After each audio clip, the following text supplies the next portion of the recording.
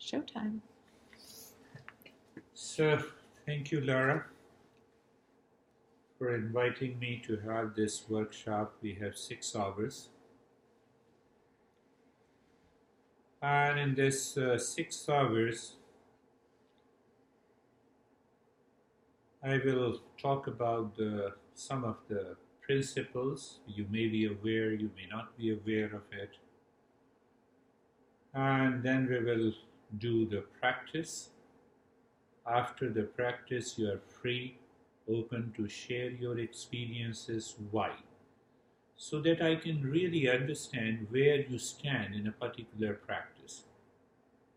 So the next practice I will customize and personalize according to the group.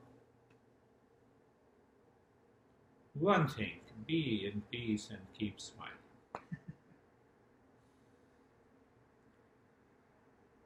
So I was thinking what to talk and which principles which will help you excel in your personal, professional, and social life. So I will start with uh, a beautiful event. My honey is also here. So we were in the Himalayas. That part of the Himalayas is known as Gangotri, at the 12,000 feet. So that Gangotri is a place 12 miles, maybe 10 miles further, around 14, 15 kilometers further high up on the mountain. We have the second largest glacier in the world. So at Gangotri is a place where my master used to stay. Entire family were there, 2 kids were there. So there the Ganges River flows at a speed of 50 miles an hour. And you have a big mountain underneath, and over it there is a big cave. Oh, you move inside the cave, you don't feel cold. So late in the evening, we all were sitting. My master was lying in the cave, and we all were sitting, listening to him. So I went to him, taking a leave from my office in Delhi for about a week. So I told him, my master, I have come here for a week. I have taken a leave for 7 days. And he laughed loudly. In that cave where we hear the roars of the Ganges River. And he said to me, see, look at the bank of a Ganges River. You'll be surprised that the Ganges River starts from the mountain. It travels about more than 1,000 miles from different states in India, like Varanasi. That has become a hub of spirituality, Allahabad. So the Ganges River is linked to our spiritual tradition, yoga tradition, and the Tantra tradition. So that's what he was referring to me. That look at this, you are at the bank of a Ganges River. You are lucky to have a master, and you have come here only for a week. What you are going to learn. And I heard him, and I said, I'm not going to leave at all until you say me to leave. That's done. We spent about more than 2.5 months. And in those 2.5 months, he used to teach us for about 4 to 5 hours every day in the morning after the breakfast. Then I used to contemplate, and every, just 2.5 months, think of this, how much you can learn.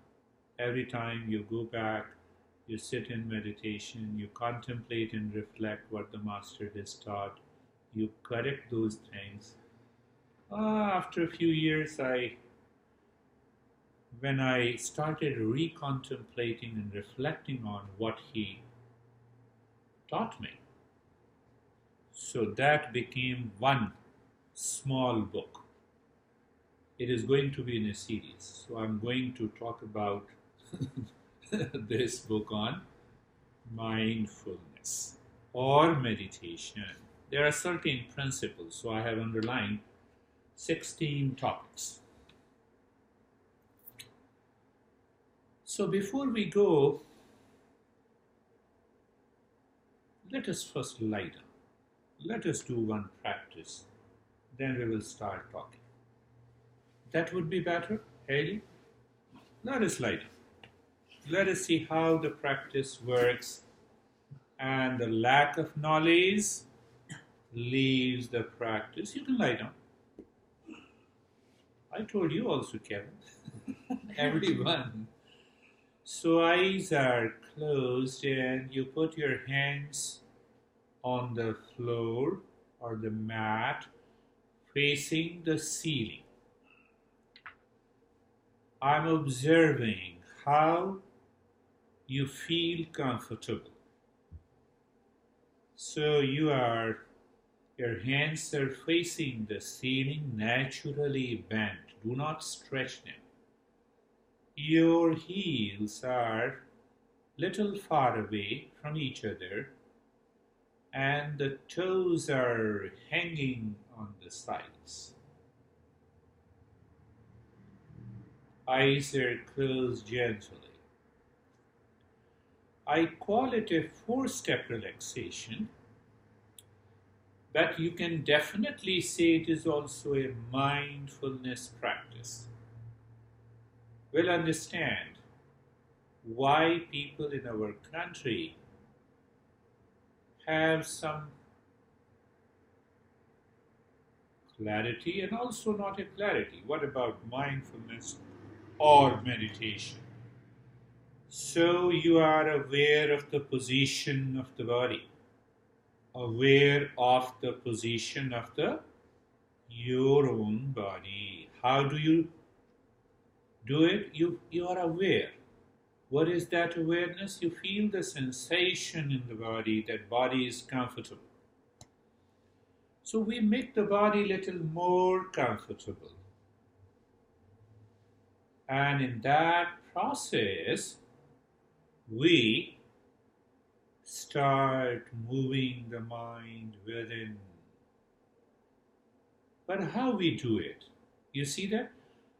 Every principle is laid down in Eastern wisdom by the teachings of the masters.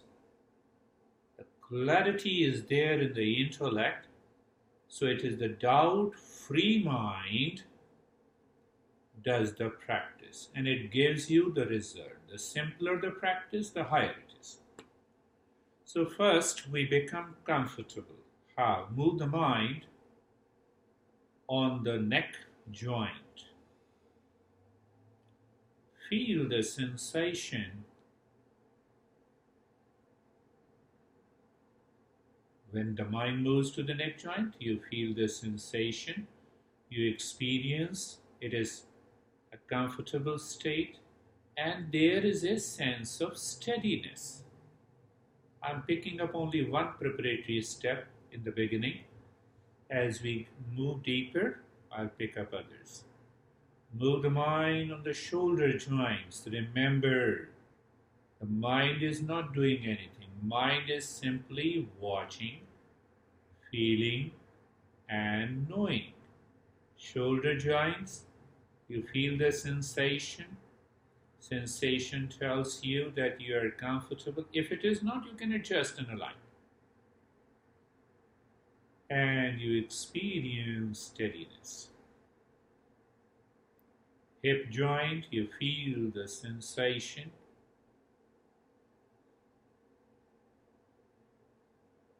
You're comfortable and steadiness. Knee joints,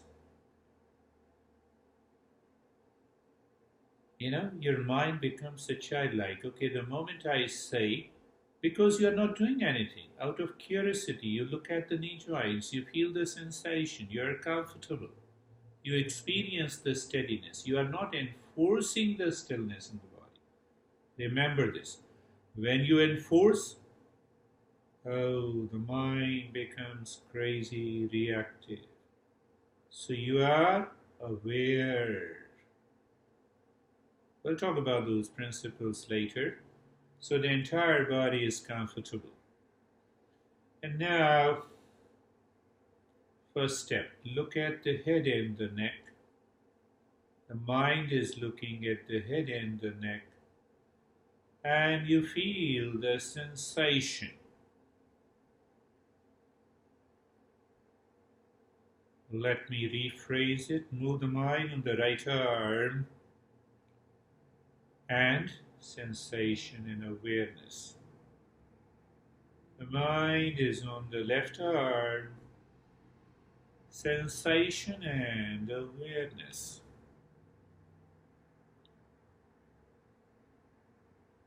Let me make you aware. I'm not asking the mind to do anything, which the mind will feel difficult, may like to react, may do it half heartedly.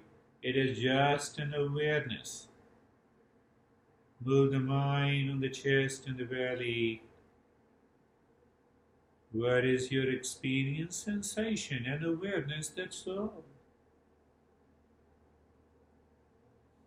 Do you understand? This is an effortless, natural practice. But the moment you say practice, oh, I have to do something. But it is a non practice. I'm laying a foundation of this 6-hour workshop. Move the mind on the right leg. Be there, sensation and awareness. Left leg, sensation and awareness. The entire body, sensation and awareness.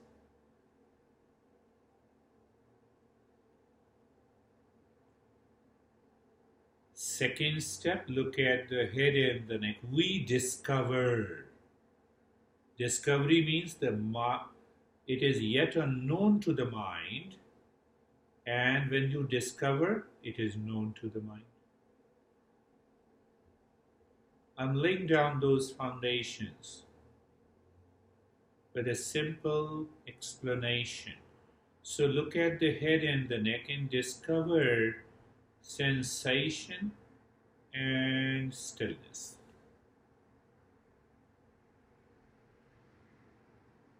The right arm, sensation and stillness. You discover.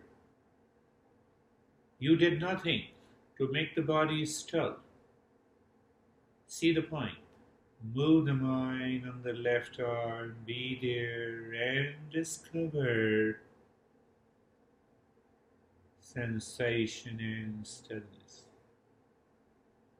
Chest in the belly. Experience sensation and stillness. The mind on the right leg, sensation and stillness.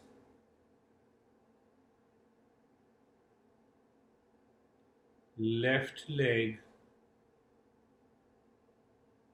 sensation and stillness. The mind goes to the entire body, means you become aware of the entire body.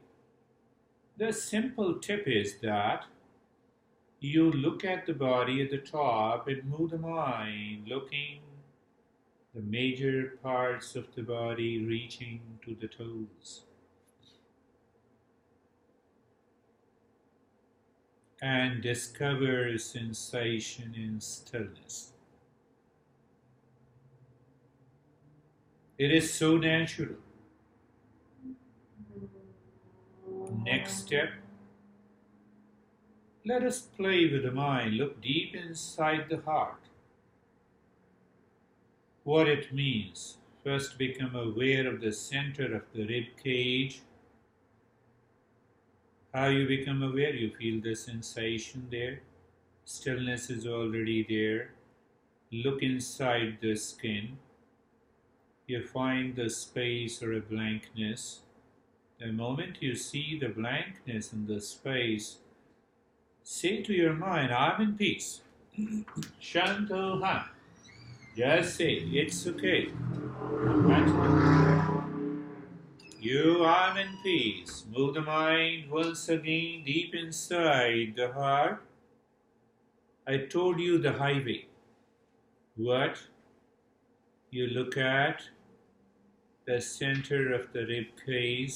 You feel the sensation. You discover the stillness. And the moment you look inside the center of the rib cage, you have taken an exit from the ramp and you moved into the highway. Well, understand that. But the moment you see that space, say to yourself, I'm in peace. Why? Principle of Eastern wisdom declares that peace and happiness are our essential nature. It cannot be undone, but it can be found in the deep cave of our heart. We'll also understand in this journey what it means by the cave in the heart. We take it for granted, No, we'll understand. And the last, fourth step is looking at the breath. Casually, naturally, the mind is looking at the breath, not focus. Not focus, look at the breath. So what do you see the breath? The breath is going, moving in, moving out, knowing breath is going in, coming out. You are simply looking at the breath. Everything is okay. Looking at the breath. Looking at the breath.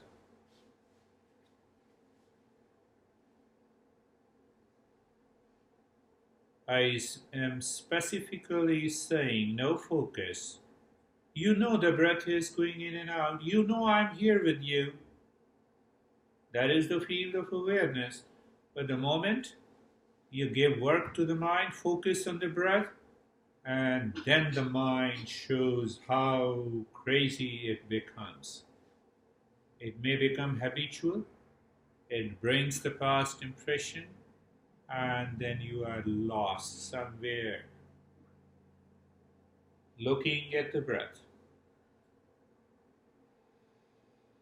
No change in the rate and the rhythm of the breath. You see that? I added another caveat into it.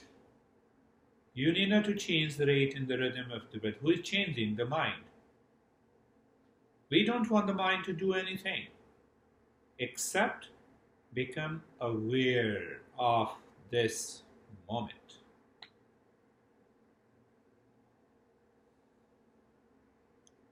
And you will be surprised. The next step is doing nothing. Doing nothing leads you to experience deep within. I'm laying a foundation for this workshop.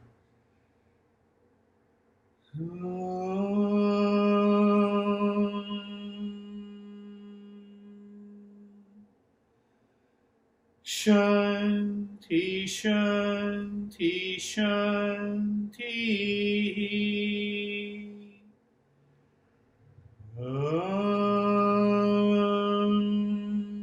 Shanti, Shanti, Shanti.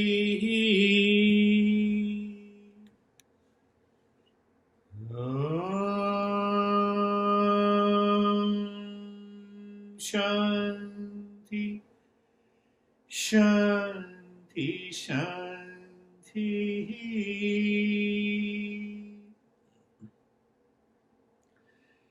Now you should be learning how to return, not in a habitual way, and I'll explain every step of this. So bring your mind to the right hand. Be there. Feel the change. Bring your mind to the left hand. Feel the change. Lift your both the palms. Place it on your eyes. Lift your both the palms and place it on your closed eyes, opened eyes inside. Bring the hands down. Sit up. How do you feel? Hey, how do you feel? Feel relaxed or calm? Or feel stressed? Relax? Kevin? Do you feel fighter? You see that? You should appreciate your mind, that mind did nothing in order to relax.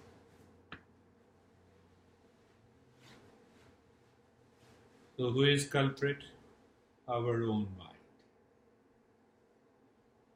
The entire journey of the Eastern wisdom, we have, I believe, that we have more than 50 texts. Last time we had a workshop, we understood more about the mind, the pure mind, the impure mind, and when the mind becomes impure, how the mind starts working from the past impression and creates a lot of stress and suffering in our lives.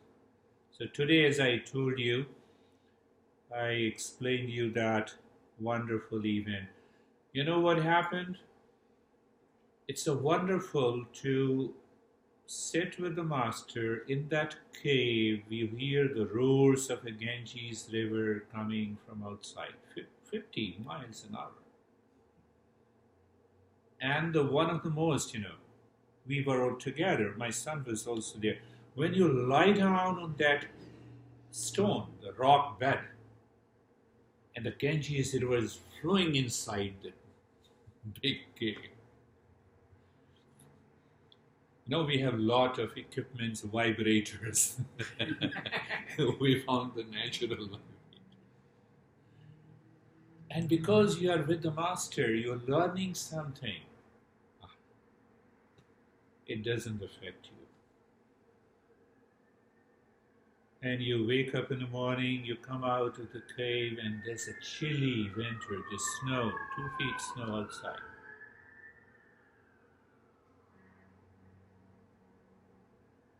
So spending more than 2.5 months, gave a very deeper insight. I still recall every moment. The beauty is that when you recall every moment, you get to know those principles. So let us have a little brief about this tradition. I call this tradition as the Eastern wisdom for the sake of understanding, knowledge. Yeah. So this Eastern wisdom, more than 6,000 years old. I belong to that tradition.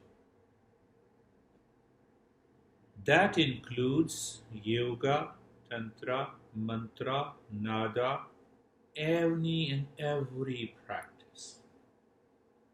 Mindfulness. We have 3,000 texts written much before the Buddha was born.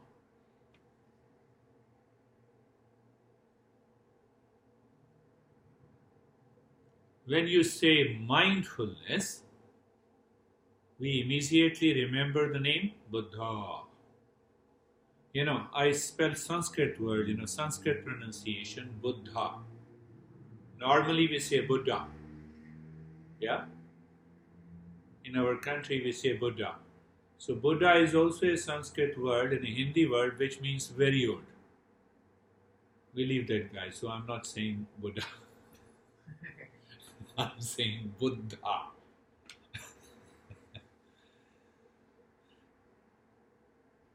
Now, second point to understand that Eastern wisdom lays down the principles that cannot be upgraded, that cannot be updated. Every master follows the same principle. Every master.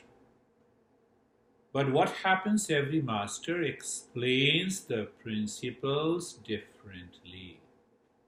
Why? Because of the different nature of the students, because of the different temperament of a student. So I had one student, she is still continuing after over a year. Her problem was anxiety. I think, she started a month before the last Christmas. Chronic anxiety and the stress. So I customize all the programs. I explain only those principles which will help her managing that anxiety. And after today I was there. I remember the last Christmas, it was crazy. I didn't understand those principles. And I had to host a Christmas party for my employees, and I was just running. And today she had a Christmas. I said, I'm free. Casual. I like that sense of freedom. I did not understand before. Now I understand. So she moved to the second stage. Remember. So the Eastern wisdom, the first stage is if you have challenges, if you have some problem, whether it is a physical, mental, or emotional problem, it gives you a deeper insight from where the problem comes, how to solve it.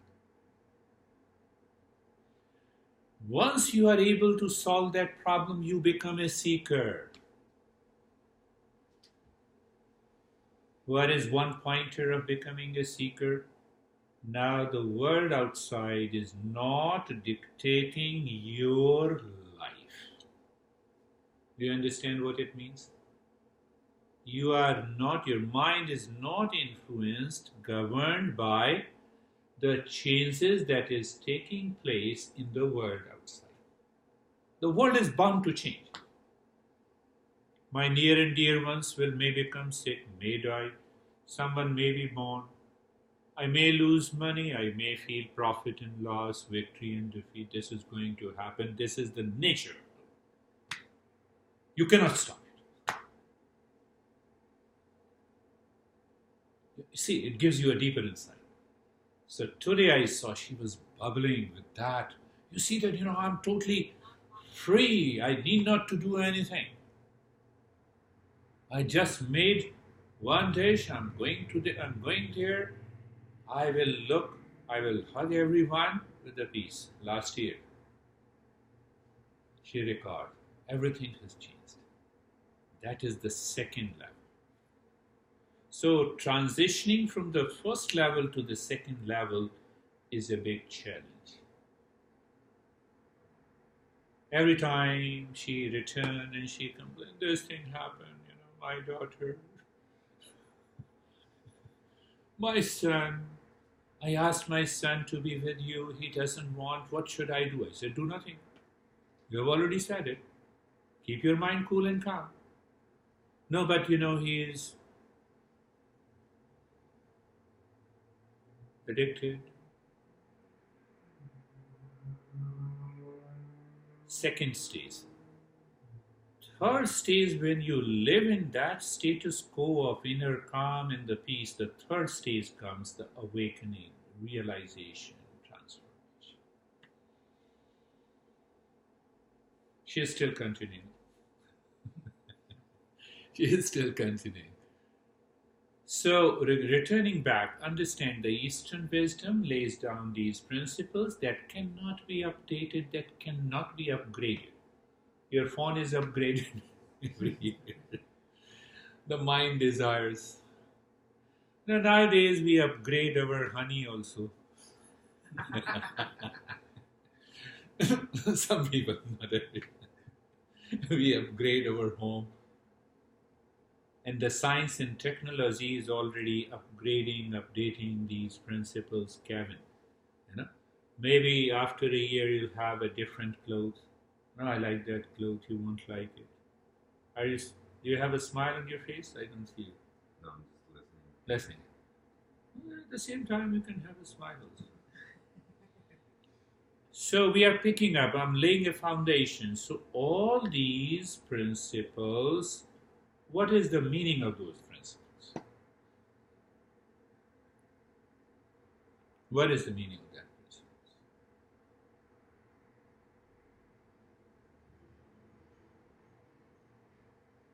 How do you drive your car? You have a right knowledge. Right knowledge, yeah? And you apply that knowledge to drive a car. Right? Eastern wisdom is an instrument of knowledge. Now I'm making a big statement. Pay attention. It is only an instrument of knowledge. For what? Can you guess? For what?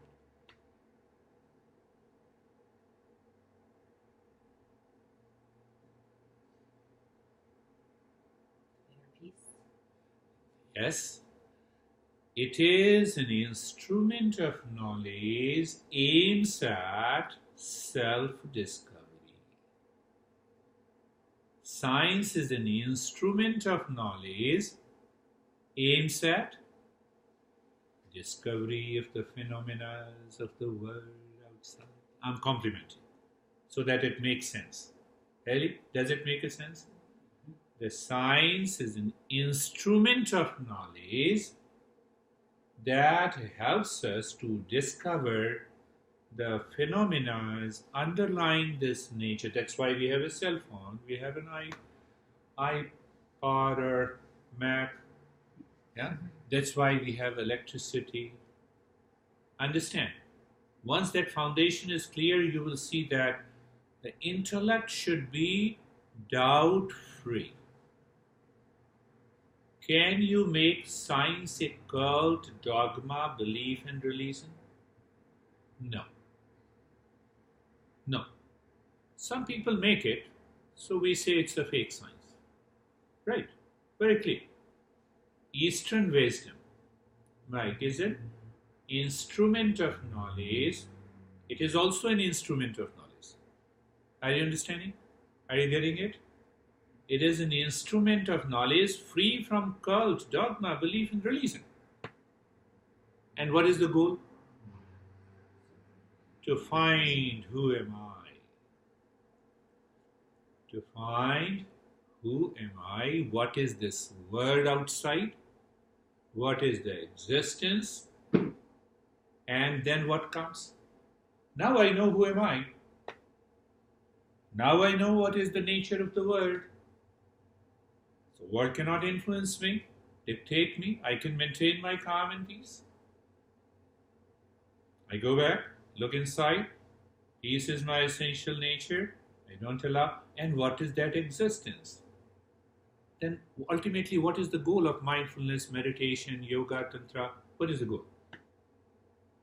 Can you wake up? Can you think of it? With a smile on the face. Then what is the goal? How to live, work, think, act in peace, in happiness, in love, in wisdom, 24 by 7, in personal, in professional, in social life. Did you find any event, if you have read about Buddha, he encountered, he said, no, I'm in stress now. Don't talk to me. We can't imagine. But he worked on it. He worked on it. So it's all a process of evolution. You evolve day by day. That is the journey of Eastern wisdom. Look at Patanjali Yoga Sutra, we talk a lot. First 4 sutra gives you the entire journey. Only 4 verses. And it explains many principles. If you are a seeker, you treat the path successfully. Having laid down the foundation, we will pick up one after the other. She has the book. So I'm picking up in between and I'll explain you. The first topic is a regular practice with wisdom. I think they can have the book so they can also read it. That's a secondary issue, isn't it? So, I told you I learned all these principles, page number 6.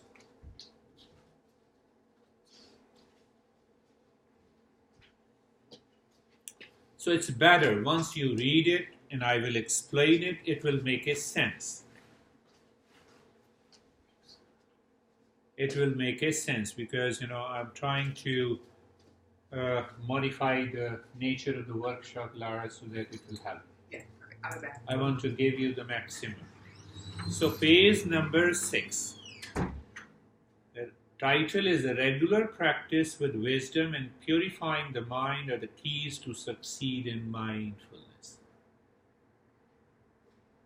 Now I have the verse, which is one of the greatest texts of yoga known as Gita in Sanskrit and then English.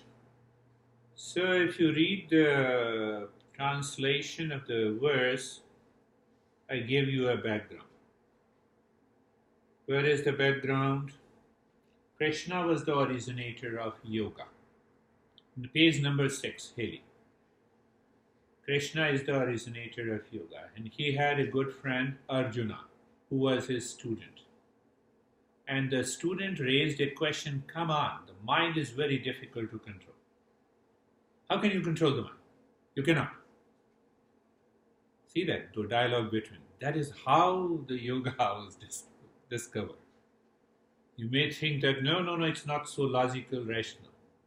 And the book was written almost 2,500 years ago.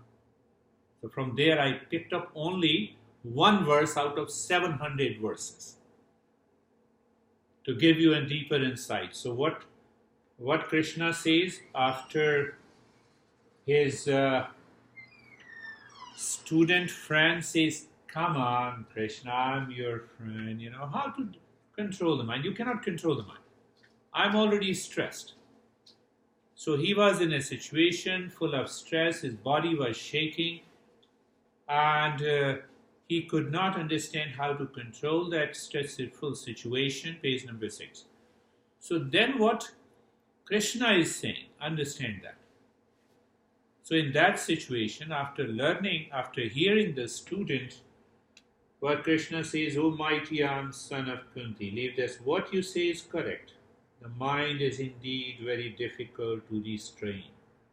Then he said, but by practice and dispassion, it can be controlled. So he gave the 2 principles. So I converted that practice as a regular practice with wisdom.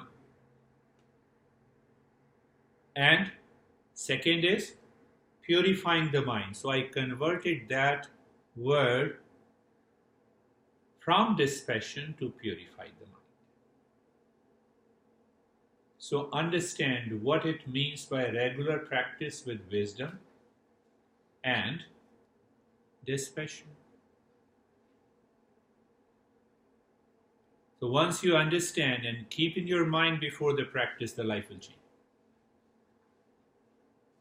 I'm not saying it. These masters are saying. I'm teaching everything from the master. So now first thing, the Eastern wisdom I have already covered. The master agrees with the disciple that the mind indeed is difficult to control.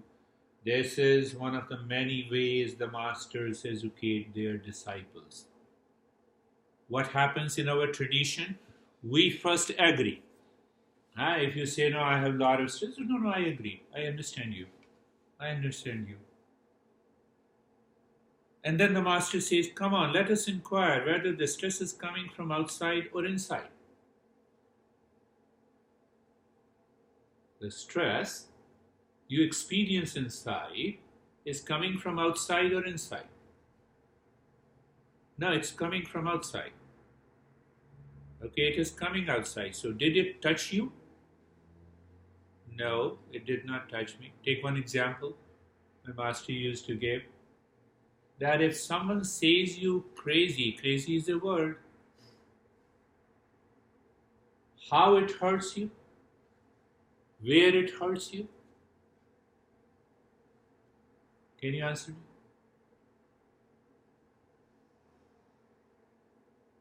It hurts only when your mind gives an interpretation of the word crazy.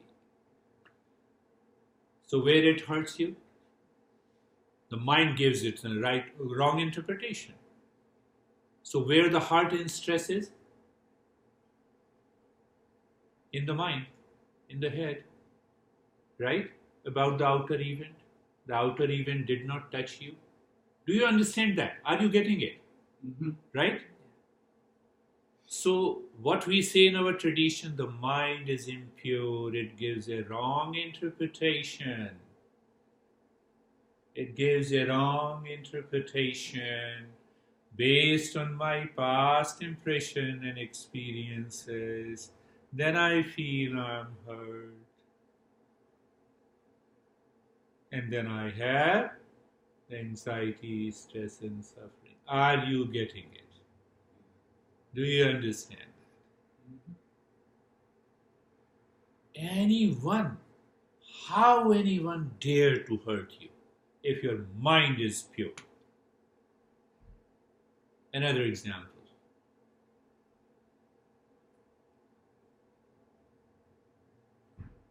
Mirror, glass, we look into the face, look our face there, and it is full of dust. Can you see the mirror? Can you see your face? Can mirror is to blame? Look at it. Can mind is to blame? If the mind is pure? Look at this, purifying the mind. The moment you purify the mind, you enter into a state of dispassion. Natural. Do you fight with a mirror? How come so much of dust? Let me break it. We fight with our own mind. So we have anxiety, we have stress, we have duality, we have conflict because we fight with our own mind cabin. Are you getting it? Can you keep this principle in your head all the time? How dare anyone can give me the stress and anxiety? Can you recall it is the dust? Let me remove the dust and then see. Remove the dust and see what happens. Every verse, I have quoted only one verse from that greatest text, the Gita. It summarizes all the systems of yoga, mindfulness, meditation, written much before Buddha was there. So should we have a clarity? Now look at this. The master says there are 2 steps to secure inner peace, happiness, love, and wisdom. Regular practice with wisdom. Now understand. There is a total wrong notion and misperception about the word practice. What we say practice in Eastern wisdom is different from what we say practice in normal day-to-day life. You go to the gym, practice gym. So here, the practice of meditation and mindfulness or Eastern wisdom is not what we do in gym.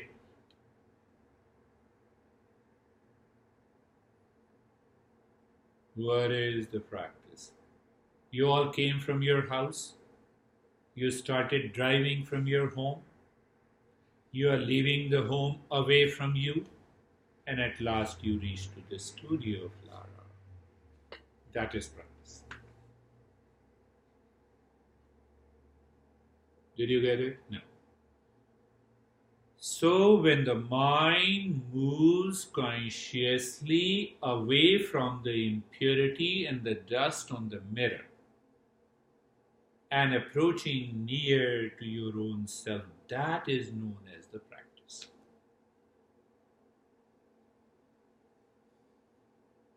Mike, you have doubt?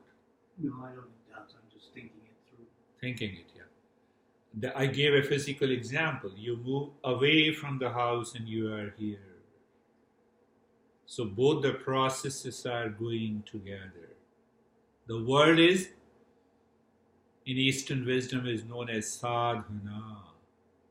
The word is known as sadhana. That applies to any and every practice of yoga, tantra, mantra, meditation.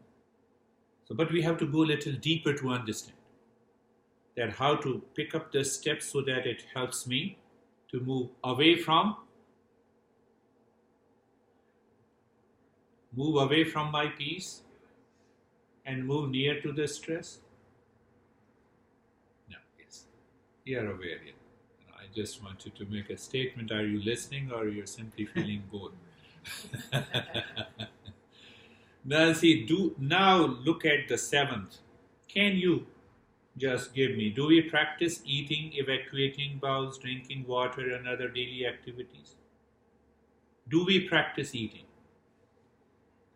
We simply eat. Are you practice listening to me? No, you're simply listening. Right? Right? Am I right? When your mind moves to that state where you simply meditate, you don't practice meditation, you will succeed. Nobody can fail you. Even if the teacher is crazy, you will succeed. Because teacher has to apply one or the other principle. Your mind lives into that mood. Understand that. Understand that. Do you practice loving someone?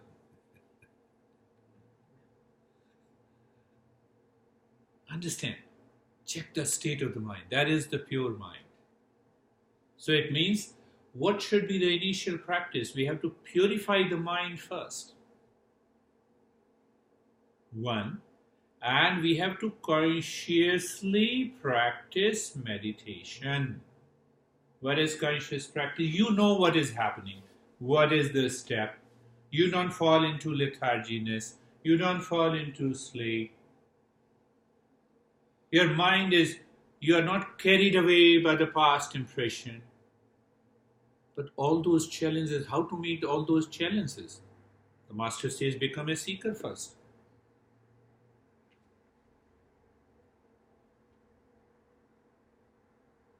You have a driving license to drive a car?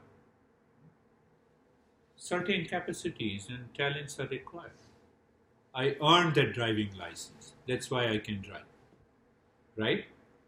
Can I earn myself to become a seeker? The seeker always succeeds.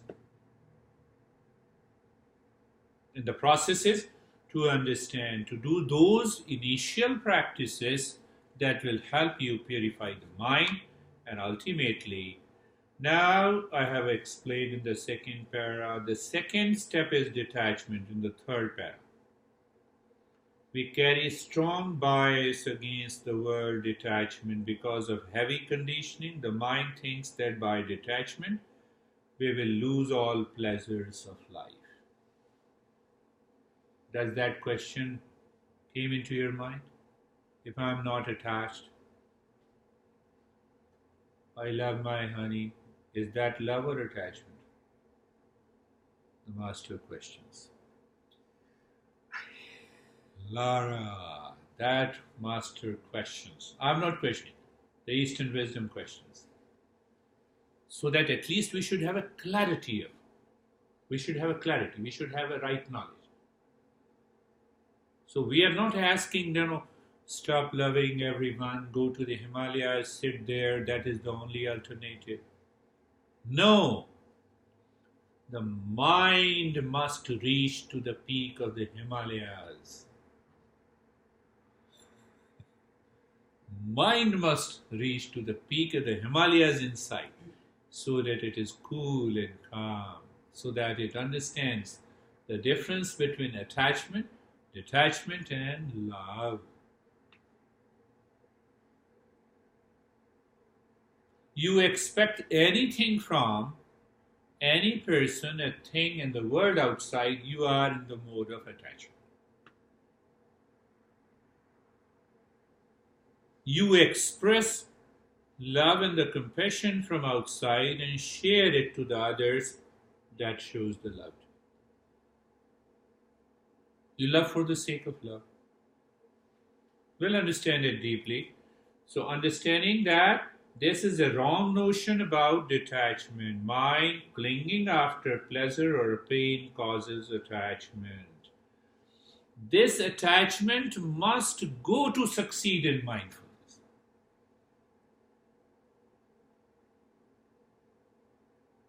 It is replaced by love, kindness, and compassion.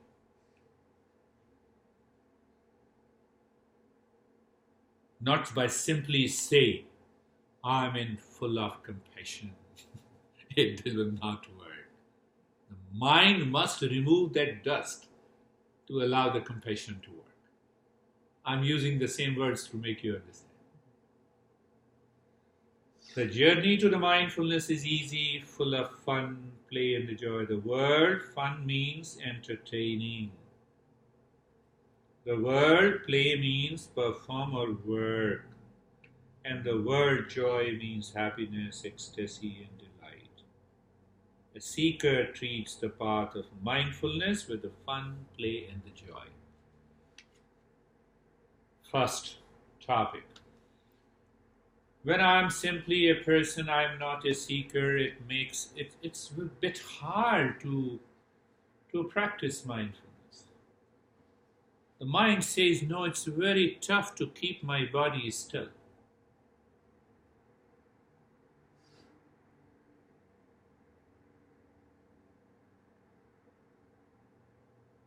A qualified seeker.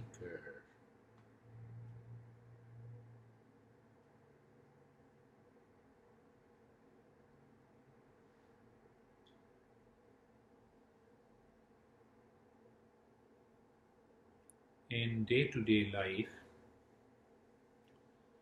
we become father, play our role. We become mother, play our role.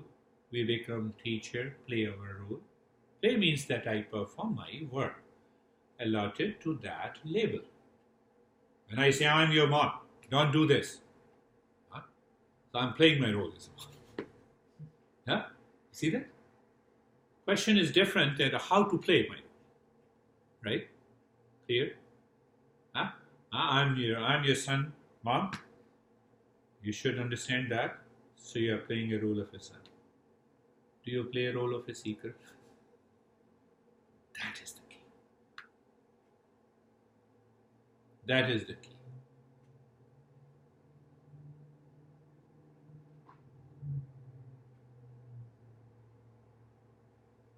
We go to university and then there is an inner orientation. There is an orientation about that course.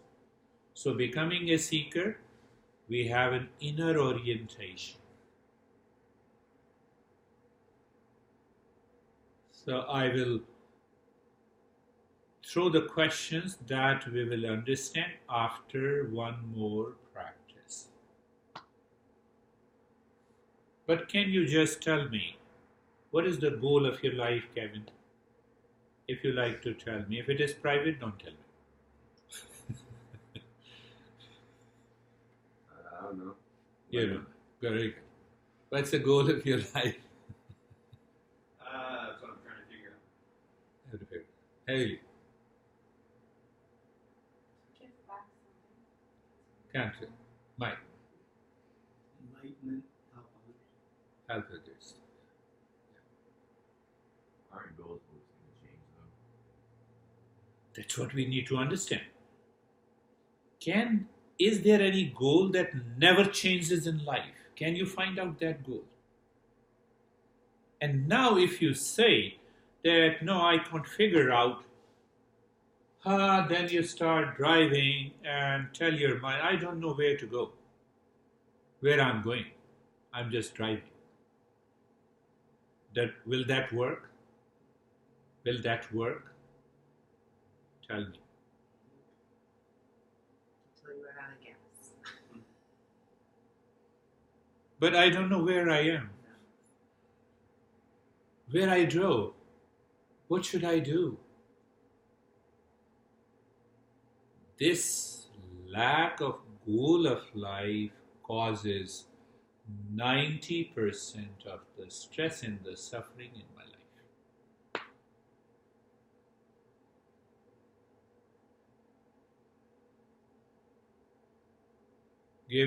I can give you hundreds of examples. Playing a role of a mom.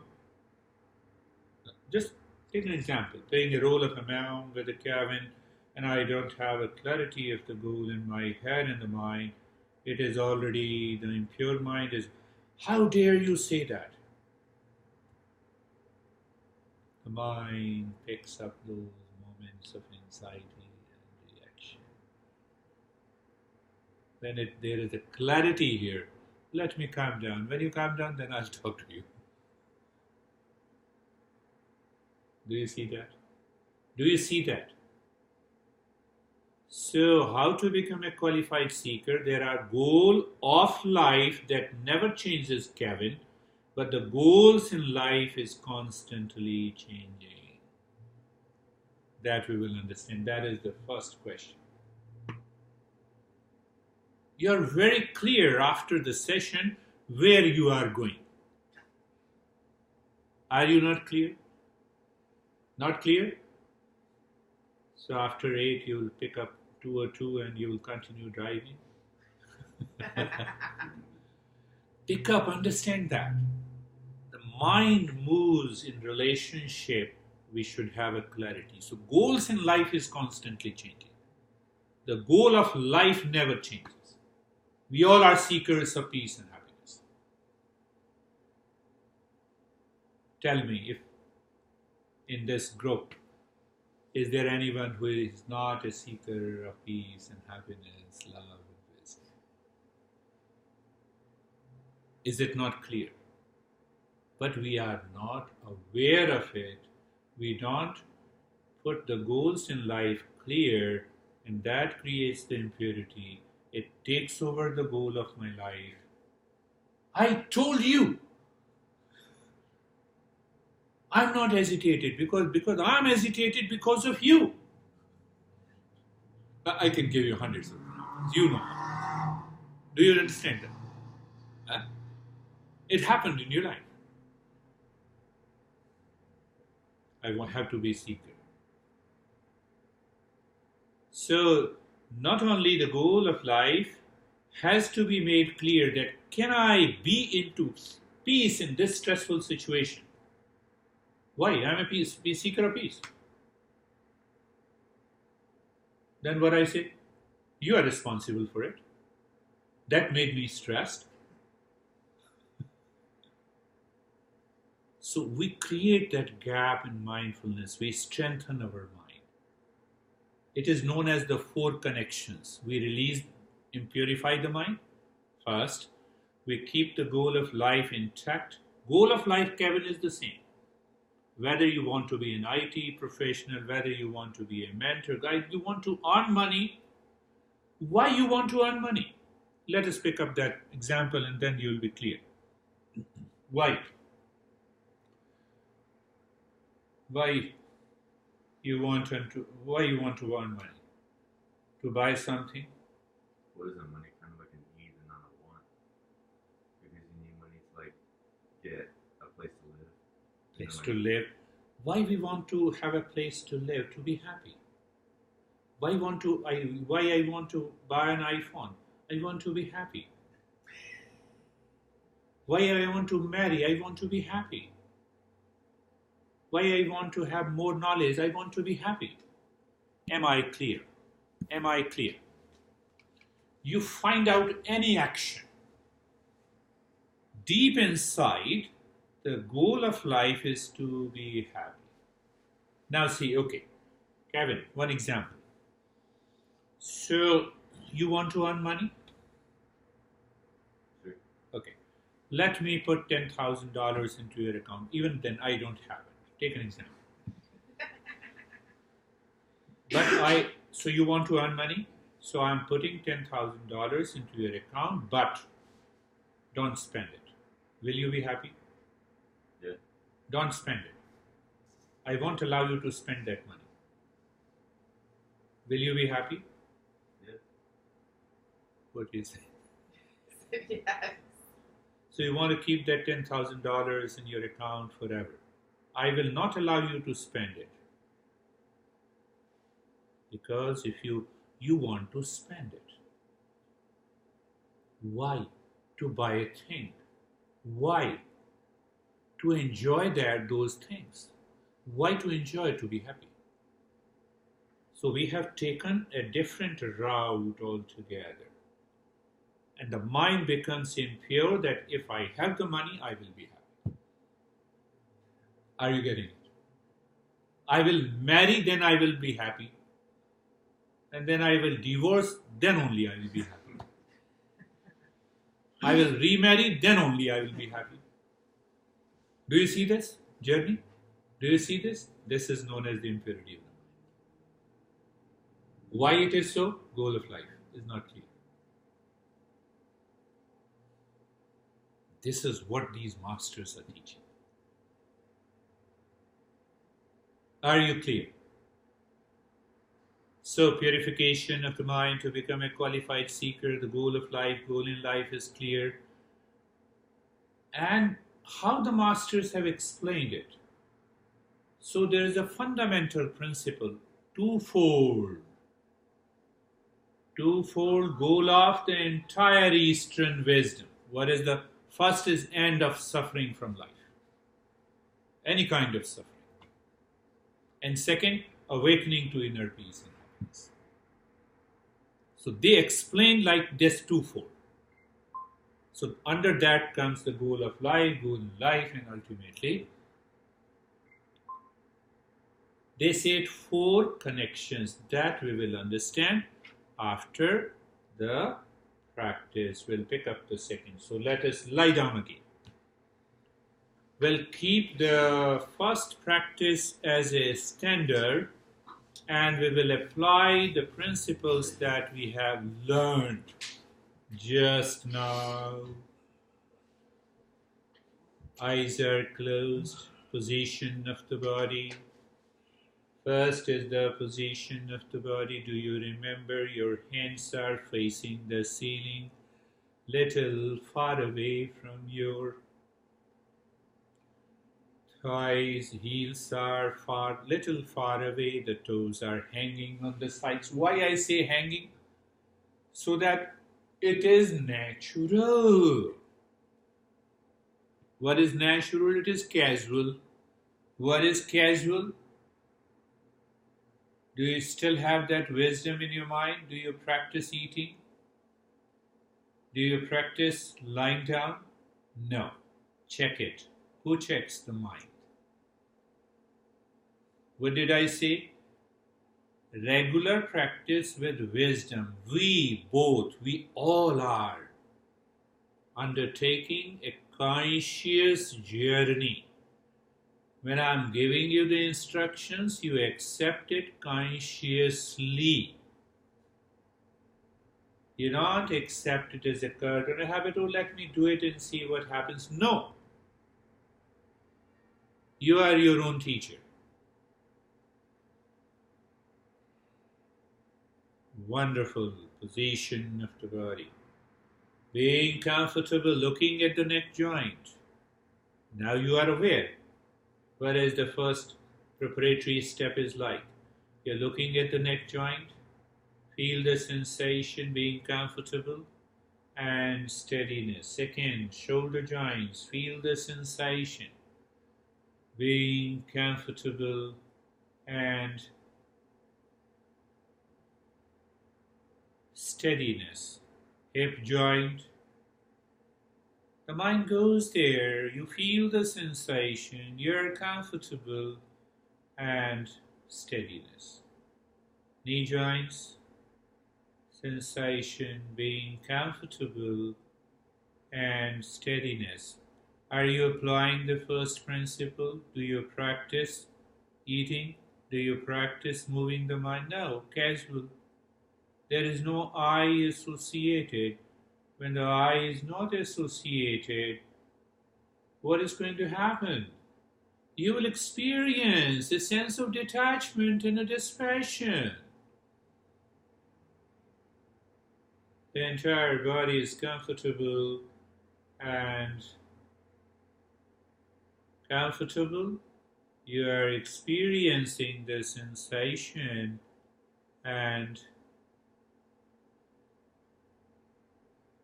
you experience the steadiness. We understood the impurity of the mind intellectually. How to apply that into the practice? And there are hundreds of tools available for us. We'll apply one tool here. Maybe two tools based on what I observe you all together. So the first tool, Patanjali says that when you do a quick and a short breath in the first chapter, you are able to purify the mind. Oh, is that so? So what we do, you look inside the rib cage, into the space, and keep looking there and start breathing quick and a short breath for simply a minute. Start breathing quick and short breath. That's good. Continue. Continue. Quick and short breath. So what happens when you do the quick and short breath? When you inhale, the chest expands. When you exhale, the chest drops down. You're doing the practice while laying down, and then we will do the practice while sitting. Continue.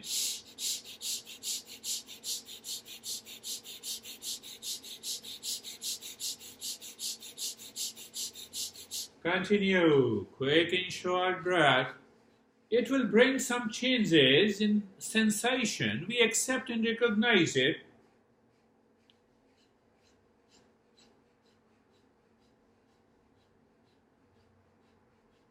Continue.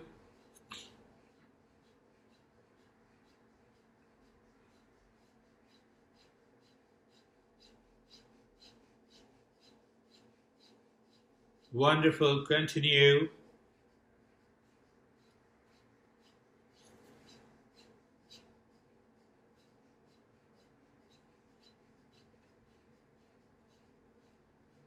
Continue.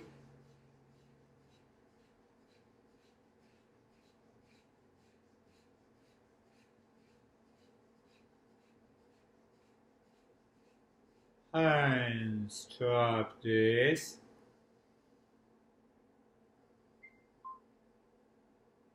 Look at the head and the neck. We're moving into the second step. So once you purify the mind, some kind of dust is removed, so to say, and now we move into the same step again as we did before. Look into the head and the neck. Sensation and awareness. We're moving slowly.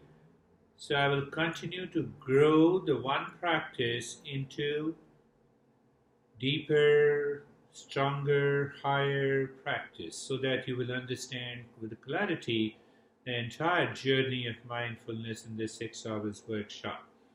So look at the right arm. So now see that when you move the mind on the right arm doesn't move, and at the same time you feel the sensation and become aware. You may undergo variety of experiences that includes tingling, numbness, vision, colors. What should you do? Do nothing. Let those experiences come and go. You follow the simple instructions. Move the mind on the left arm. Feel the sensation and become aware. The mind goes to the chest and the belly. Just be there. Feel the sensation and become aware.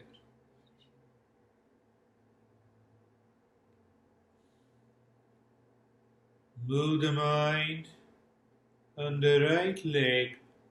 Feel the sensation. Become aware.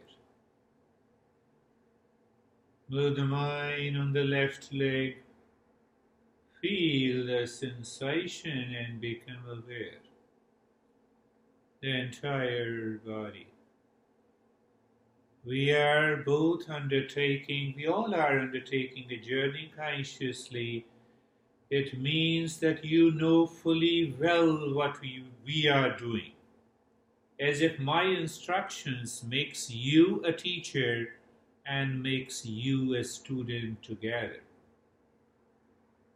I'm an extra guy. Think of that.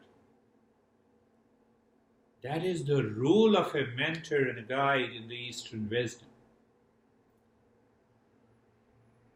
You'll be amazed. Look at the head and the neck now. Discover sensation. This time the sensation is deeper and you experience the stillness. Right arm, sensation and the stillness. Now see that, understand it. When I say move the mind on the right arm and the right arm moves. Now see, did you hear the instructions clearly? Yes. You said move the mind on the right arm, but what is happening? The right arm is moving. So what is it? This is the impurity of the mind. One understanding. Oh, this is the impurity of the mind? And now see. So I will hold my right arm, I will not move. Force it. That is also the impurity. Did I say you to hold on to it? Go back to the lesson. Do you practice eating? No, but what to do? That is what we are learning. We are going a little deeper in this workshop. Move the mind on the left arm. Just be there. Discover sensation and the stillness. Move the mind on the chest and the belly. Feel the sensation and the stillness. The mind goes to the right leg. Feel the sensation and the stillness. Move the mind on the left leg.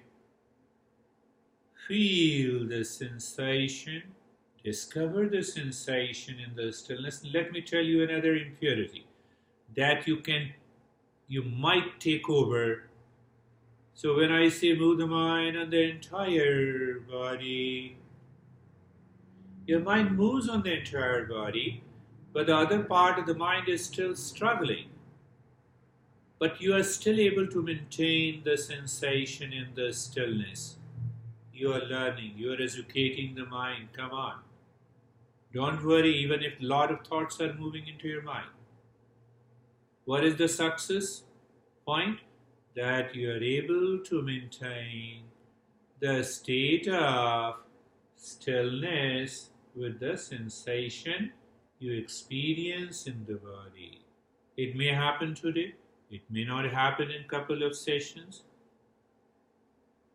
And that is what I observe. I observe a lot of stuff also. That is how I learned from my mentor. So now look at both the arms.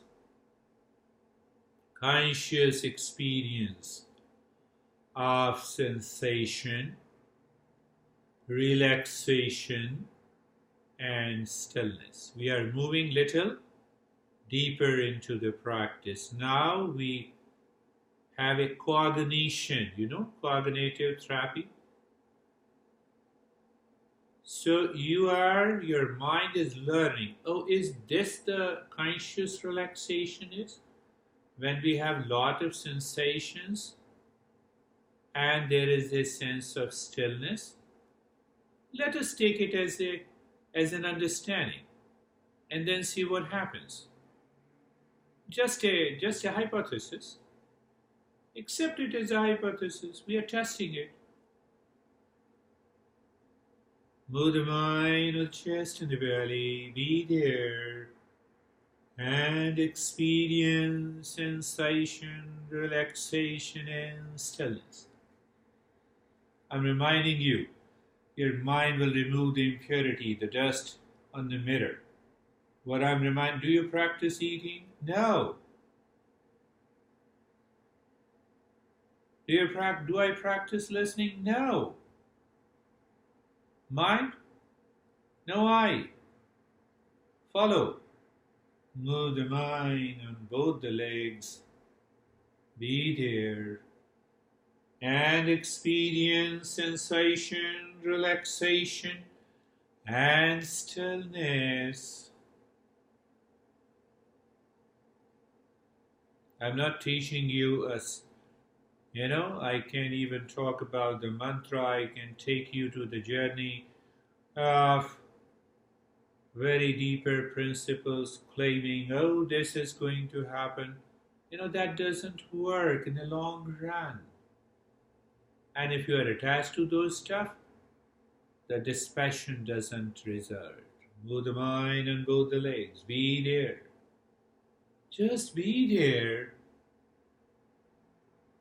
Experience sensation, relaxation, and stillness. Move the mind on the entire body, from the top of the head to the toes.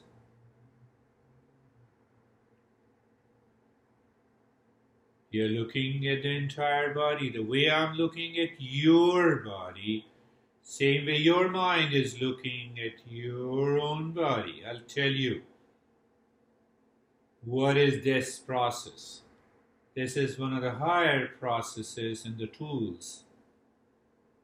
It has a specific name that we will pick up tomorrow.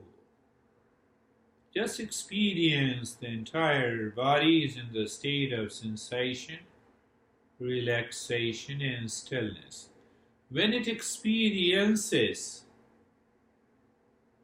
you should recognize now the mind is facing to the self. It has started moving inside. What did I tell you the sadhana? Moving away from what is not desired. What is not desired? The world outside. I cannot find myself in the world. I have to find myself within. Am I doing sadhana? According to the teachers of these great masters, including Buddha, yes. And what is the result? When the mind is looking inside and it is moving within, there is a natural state of sensation, relaxation, and stillness in the body. Natural.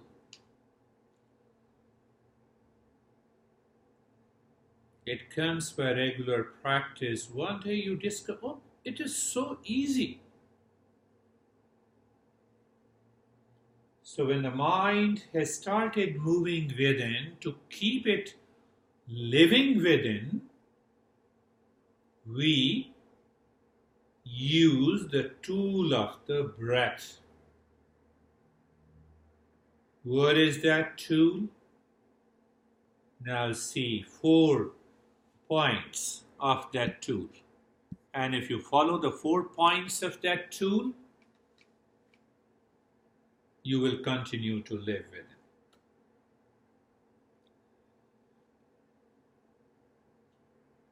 After all, when you are driving, condition is that you should sit on a driver's seat. You should keep both the hands on the steering, the leg alternating on the pedal and the brake. So, maintain that state of sensation in the stillness in the body. Remain being comfortable. These are the conditions. For that you do nothing. The body is just lying down. You're aware. The impure mind will try to react and move the body, and you instantly pick up. So that is the state. In that state, you know the breath is going in and out. The first point of awareness of the breath. First point of awareness. What is the second point of awareness? That helps the mind to go a little deeper. You know the breath is going in and out, first point. Second, the moment the breath goes in, you feel the sensation inside the nose every time the breath goes in and out. Are you practicing sensation on the breath? No, it is there. I'm recognizing. I'm accepting as my experience. Oh, that's good. You may feel tingling sensation in the fingers and the toes. They are very good. They will take you deeper. Don't be there. Did you understand the 2 points of awareness? Yes, the breath is going in and out. Second point of awareness, the breath, you feel the sensation of the breath. And the third point is the check on the impure mind. What is the third point? Do not change the rate and the rhythm of the breath. When the mind moves consciously for the first time, the mind, through its habit and conditioning, wants to react. That is natural to every human being. That is why we maintain our awareness. What is that third point of awareness? We do not change the rate and the rhythm of the breath.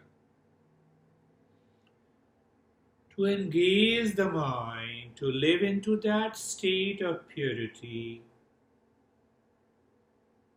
we engage the mind. Again, there are hundreds of tools to engage the mind and educate the mind. Maintaining that state of sensation, relaxation, stillness, experiencing the changes in the body in terms of the sensation, aware of the breath going in and out, feeling the sensation, no change, and now engage the mind. The fourth point of awareness. The moment the breath goes in, just drop in the mind in a fun and play manner. That is what we covered in the first topic. Fun. Breath goes in, mind drops in 1. It counts. The breath returns out 1. Mentally you say, no movement of the lips and the tongue. In 2, out 2. In 3. Just go on counting the breath.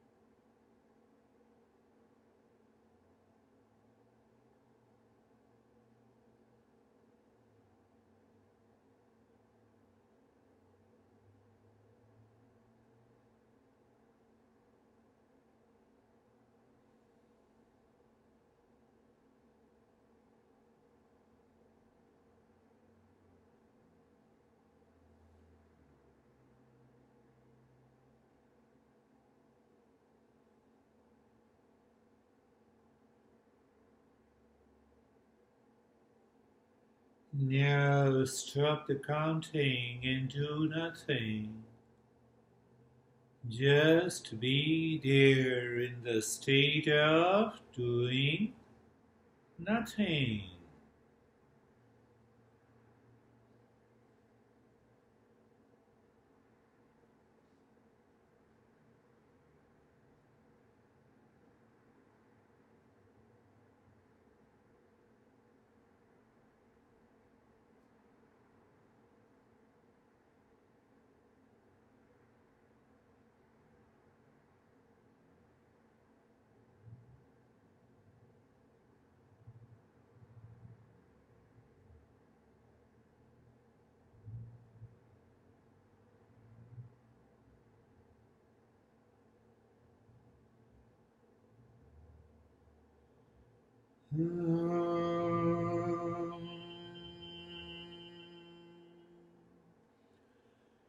Shanti, Shanti, Shanti.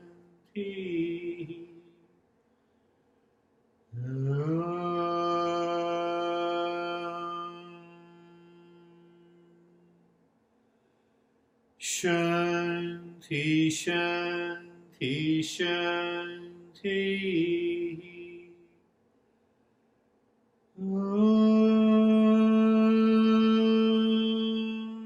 Shanti, Shanti, Shanti.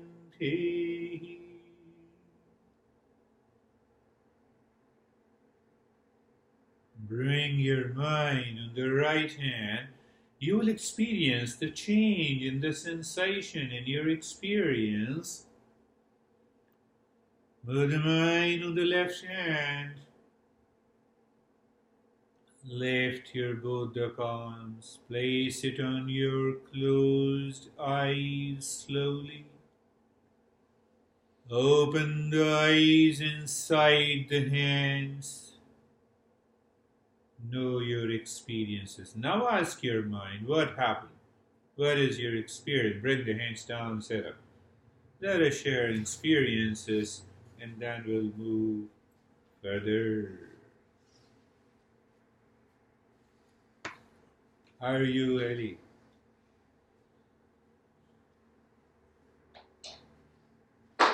We did almost 30 minutes. Really? Yeah. Wow. I like everyone did very good. How do you feel, Heidi? Good? My mind wandered a lot. Your mind? My mind. But you were able to maintain the stillness again. So that is one thing has to be recognized and understood. And the second part, it is because of the impurity. But still, the one part of the mind was able to maintain the sensation, relaxation, and stillness in the body. So the real impurity moves the mind inside. We are going to work. I will not ask you where your mind was going. But one thing is sure. One thing is 100% clear. What is that, Claire? If I am a seeker, my goal of life is clear. First point. Now my mind recognizes 100% that happiness is within me. Will my mind wander anywhere? Simple. I'm not saying. These are the teachings. Teachings of these great masters, including the Buddha. In the first of the Eightfold Noble Path, he says right knowledge. Then he says right thought, right speech, right action. What is right thought? Thought should go outside to seek happiness? No. Why your mind is wandering? It is always wandering outside, my friend. We'll understand that. Intellect should be doubt-free. When the intellect is, there is a doubt-free state, will the mind wander? Does your mind wander going to your home? How simple. See that? I'm using those simple terms, mind. So what is your experience, mind? Kind of like I was asleep, but not asleep. Yes. Yes. Sometime in science we say sleep wakefulness. Sleep wakefulness. I did a couple of research studies when I was in Fed government in India on sleep wakefulness. So that is a good state. It happens, but you still recognize it. So you are undertaking a conscious journey. And when you undertake a conscious journey, there is always a good result. Better than expected. How are you, Kevin? Good. I'm good, you're good, practice is good, experience is good. What is good? You see, I told you, Eastern wisdom doesn't form any good cult, dogma, belief, and religion. Good experience. Yeah. So, how are you, my friend? There's a little more understanding. So let us pick up. So, if I revise, yes, you. I always like to repeat and answer me the question. I am saying as it is how my master used to talk and used to give us a talk. He used to say me, Yogi Raj. So Yogi Raj means the king of yogi. He just used to refer me. In the beginning, he was making fun of me. No, you don't understand anything. I've been telling you, I'm already a fool. It's very low IQ. It takes a long time for me to understand. But gradually, so answer me the question.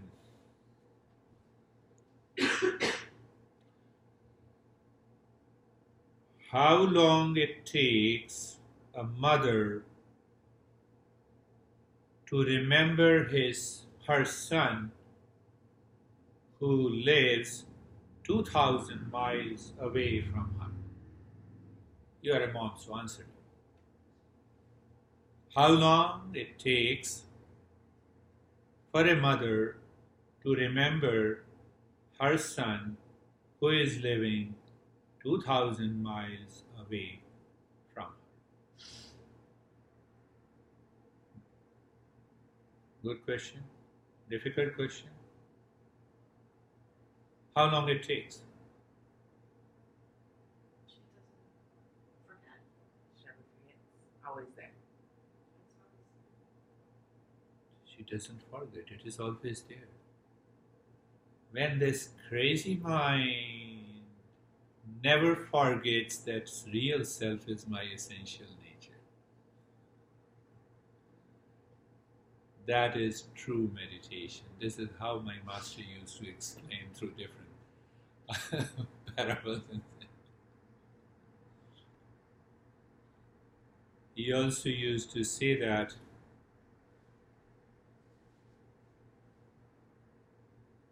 to see others in the world outside, you use all the five sense organs. And to see yourself, why you close your eyes? Why? In the beginning, we need to close our eyes because meditation transcends the sense organs. So in order to understand and settle in the mind that how to transcend through the sense organs and the mind to be into the state of meditation. Means what? You live into that state of meditation. You don't close your eyes. And there is a lot of wrong perception about it. That is the second. I will reveal everything, that's why I have wrote the book. So pick up the second one. I know everything, still I am suffering. Not yet a seeker. I referred one more verse from the same greatest text. So the title is I know everything, still I am suffering, not yet a seeker. Do you really understand this statement? I know everything, still I am suffering. The reason is that I am not a seeker. And still I am claiming that I know everything. No, I know I have a lot of stress in my... What? You know it? Really you know you have a lot of stress? You know that this fire will burn you? No, I know the fire will burn. And still I am keeping my hand there. Make it very clear to your head when you say, claim, I know everything and still I am suffering. Do you understand that? Right? How many times we claim we understand? I know you are crazy. That's why you made my life hell. No, I have heard. I'm using the same. I'm stressing. Do you understand that? So we have to rewind the mind to, oh, mind claims that I know everything and still I'm putting my hand on the fire. Reason, I'm not a seeker. I'm not a seeker. That's why I do not succeed in meditation. That's why I don't live and work in meditation. Are you getting it? Now let us see. I intentionally put this verse, and I'll tell you what he says. You know, this text was written 2,500 years ago. 25 means almost, you see that, 25 or 3,000. So almost around 1000 BC. Now see the state of anxiety, stress, delusion of this student who says, I'm confused about my duty. I'm confused what to do. We don't have a lot of confusion in our duty, at home and workplace. Yeah. Then he says, I'm besieged with anxiety and faint-heartedness. You know, sometimes we say, oh, I feel heaviness in the heart. Symptoms. 3,000 years ago. Not now. Biology was not there. Medical science was not there. See how the teachers used to guide. See, I'm your disciple. With all humility, when you accept the teacher who will educate your mind, you are on the verge of becoming a seeker. Here we are friends. Now see, and I surrender to you. Please instruct me for certain what is best for me. Unless the mind claims I know everything and still I'm suffering, it means I don't know how to manage that suffering. It is only a claim. It means I have problems inside that I don't recognize. In our country, we say it's a privacy issue. Even when people knows. So, do you think it's because, so much in modern day that we're being overstimulated by these images and these things that this is how we're supposed to be according to some marketing person. Yeah. And so that creates more like confusion in the mind. Confusion in the mind is due to that I don't know who am I. And we're looking at something else to tell us. And I'm looking outside to claim who am I. With reference to people outside. Mm-hmm. With reference to the wealth outside. Mm-hmm. with reference to the things outside. Come on, I am rich. How dare you can teach me meditation? Are you rich in peace and happiness? I'm asking you this. Forget about it. So is that pratyahara? No, No. no. It is the process that the mind, what it claims, it is a wrong notion. I must get rid of the wrong notion. Okay. So in order to get rid of the wrong notion, I have to become a seeker. So when I become a seeker, then only I can practice pratyahara. Okay. So pratyahara becomes a higher practice. So the seeker has an intense 4 steps. Now that is extremely important. And from what are the 4 steps? I can give you so that you can feel the taste of that language. The first step is Shravanam. Second step is Mananam. Third step is Nididhyasan. Fourth step is Samadhi. Samadhi means the ultimate state of mindfulness. Now understand in English, for the sake of understanding. So let us have first literal translation. Shravana means listening and learning from a teacher who personalizes those principles, who picks up select principles and who introduces you the principle. You can also study from the Google.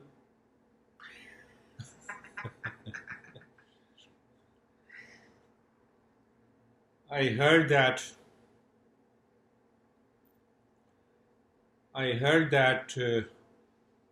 2 friends, were talking, oh, what about your life? And the second friend said, hold on, let me Google it. That has become our mind. So the first step, Shravana, means listening and learning from a teacher who personalizes the principle. Second step, Mananam, is contemplation and reflection in my mind over that principle. Why? Contemplation removes the wrong notion, leads to conviction, it drops the claim, it helps you realize and recognizes I'm claiming I know everything, still I'm suffering. It's a wrong notion. Drop it first. Let me know it again. Contemplation to conviction. Second, and reflection, it gives you a doubt-free mind. That is the second step. Third, nididhyasan, practice, regular practice with wisdom. Fourth is reaching to that ultimate. Every master followed the same principle. Now let me translate these 4 principles in a simple understanding and keep that in your head and contemplate over it. You have any problem and issues, follow the 4 steps. And if you follow the 4 steps, it takes a long time to learn and how to do it, but I'm making it very simple. I don't know first principle.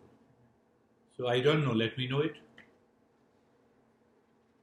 I don't know driving. Let me know it. I'm stressed. I don't know why I'm stressed. Let me know it. Apply that. First principle. I don't know. Let me know it. So let me know the principle as it is. I started learning Linux language. And I'm already 60, so science says that, you learn, teach, educate something to the brain, so the brain remains young. So I started learning something new. I spent a couple of hours, My son is my master. So first thing is that you learn the principles as it is. Don't argue with it. That is how we learn the principles. In teaching. In teaching. You know? You're going to a school and A-P-P-L-E is apple. How come it is apple? You don't question. You simply, I don't know, let me know it. Let me know the principle. Right? Second stage. What is it? I don't understand, let me understand it. No cult, dogma, belief. If anyone teaches you dogma, belief, cult, I will quote and refer the teachings of these masters. There is no reference of yoga, tantra, mantra, yantra is a part of religion, cult, dogma, belief. No way. It is a knowledge.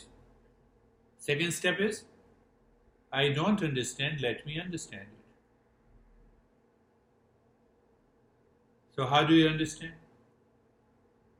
You ask questions. You ask questions about your life. Why the goal of life? Why the hell I should have goal in life?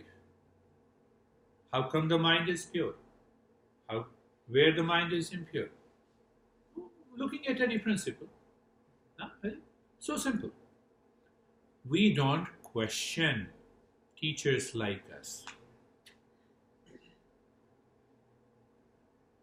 We don't question the teacher, or the teacher is saying, let us accept it. And there the journey of conditioning begins. And once the conditioning begins, it never takes you to the higher state.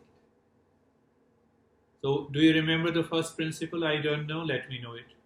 Know the principle as it is. So, what are the principles I talk? The self is behind the mind and the sense organ. It is your true nature. It is full of peace, happiness, love, and wisdom. Now you know the principle, and now you can repeat it in your head. First step. Second step, I don't understand. I'm suffering and you say the peace is within. How come? I should ask.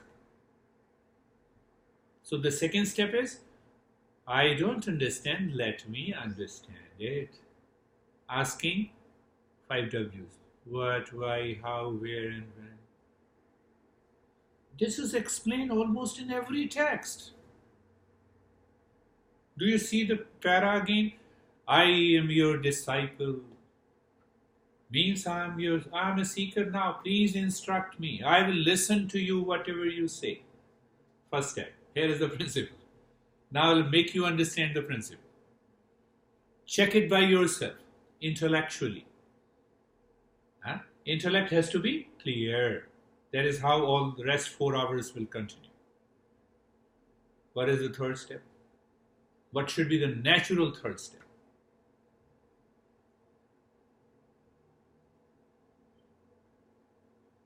Can you imagine that you have been doing every day? I don't experience. I have understood. Now I agree with you.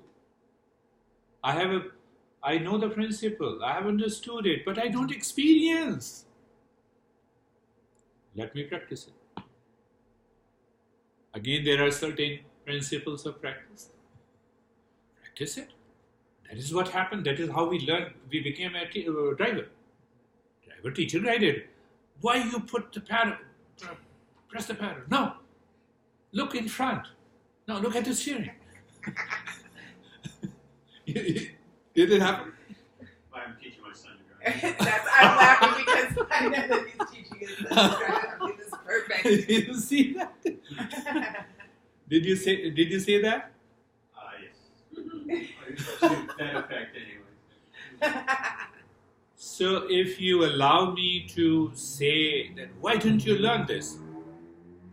You have to allow the teacher. The third step.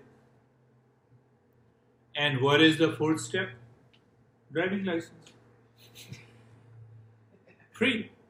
Now you are not worried. When a driver teacher taught my daughter driving in New Jersey, you see that. I followed the same principle. She knows it. I invited the same driver.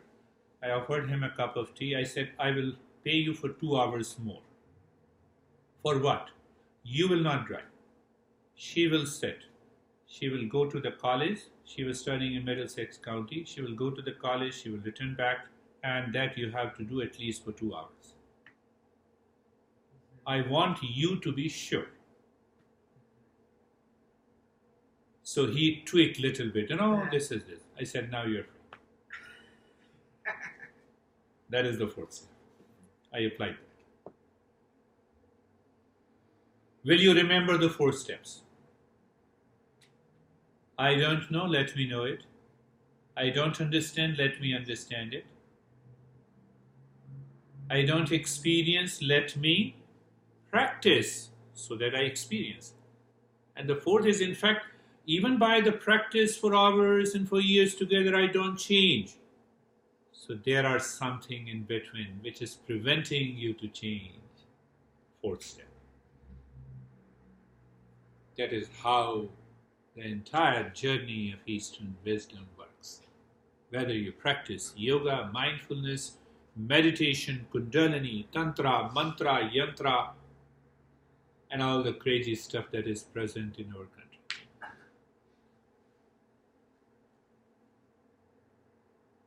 Two things, then we'll bring an end. First thing, you have an aspiration to learn these things. Follow the 4 principles. You should be ready to ask the question, answer me. If they don't answer, leave that teacher, go to the other. If they don't give you, and it is not a satisfactory answer. All the answers are already there in 3,000 texts. Do you remember? These principles cannot be updated and upgraded. Why? Can you answer me? Remember that. Contemplate and reflect. You cannot move through the science if the principles are not updated and upgraded. Then mindfulness or meditation or Eastern wisdom is not a science. No, that is not a criteria. No. Is that a criteria? Is that a criteria? It cannot become a criteria. Answer, find out the answer of that question. And tell me why we say this. That would be the first point of becoming a seeker. Close your eyes. Let us chant together.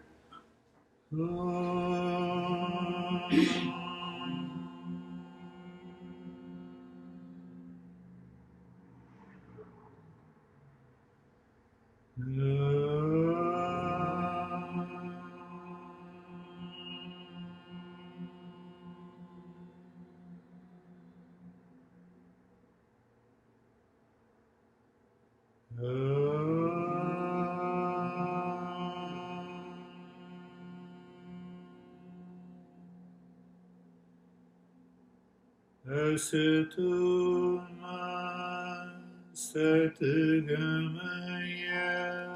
Meaning is moving from the false to the truth. Apply the 4 principles. Tamasoma Jyotirgamaya. Literal meaning, moving from ignorance to wisdom. Apply the 4 principles. Mrityoramamritangamaya. Moving from the mortality, that means the fear of death, to immortality. Realizing that I'm immortal.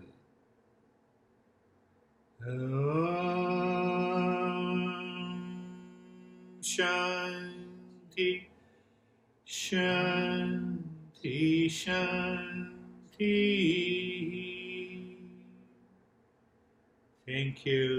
you, Lara, and thank you all. Thank you, Girish.